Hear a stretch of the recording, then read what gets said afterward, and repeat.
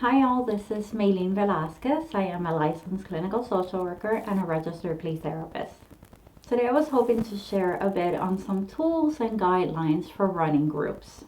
I learned some of these interventions a while ago working with an old supervisor of mine, and I've kept a lot of these lessons in my heart because they were so important and vital to working in groups. So the first thing that we want to consider is what is the theme of the group that we're going to be running and the population that we're working with. Once we think about the theme, then we want to have an idea of what is the curriculum that we would like to run. I've run groups in inpatient care where I had to do 2 groups every day with the same population, and I've also run support groups that are once per month. So really having an idea as to what the population that you're going to be serving and what they need is vital to creating your curriculum. In terms of the actual group itself, one of the things that I like to begin every group with is taking a second for everybody to share their name and to answer a check-in question. And your check-in question can be whatever you find that it's appropriate. It can be what's weighing heavy on your heart today. It can be where are you in your journey. Pre-COVID, I had a box of quotes that I would have the clients pick a quote and read out loud and to say one thing that they connected with. But having a way to break the ice and to help everybody check in, it's also a way to helping them to transition into the work of the group.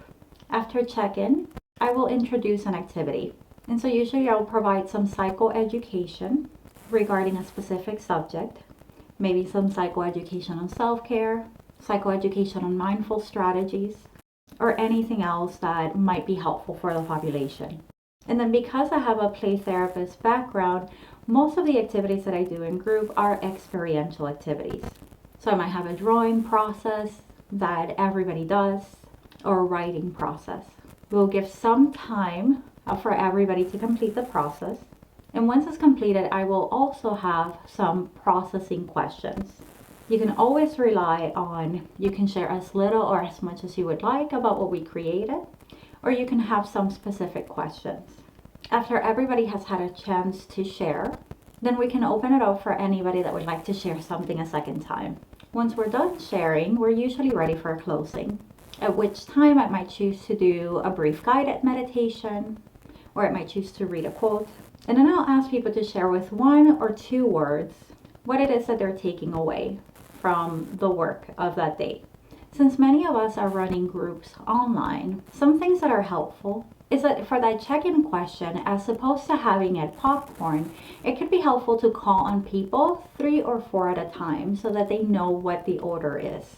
Another thing that I found helpful is giving people a specific amount of time to share.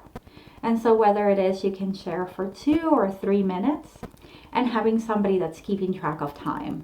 I recently came across a scholarly journal that addressed groups in online spaces during COVID. One of the things that the author mentioned is that online groups is something that hasn't been widely studied. So they recommended that we engage in supervision, which is always best practice in our field as mental health professionals.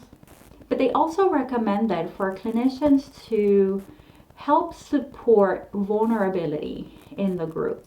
So because there's a disconnection that happens in online spaces, encouraging the sharing to go deeper can help participants to get the most benefit from the work of the group. I will post the information of the article in the description in case you're interested in learning more about that research and information. And so maybe a last consideration is ensuring that you have a protocol for handling crisis in case that any of those arise during group time. And you can use your clinical judgment, your ethical code, and your applicable state laws and statutes to guide any policy or protocols that you develop for your practice. So this is a little something that I wanted to share on groups. I hope that this is helpful as you build your practice, grow your practice, expand your practice. If there's anything else that you would like to hear, please let me know. Thank you. Bye.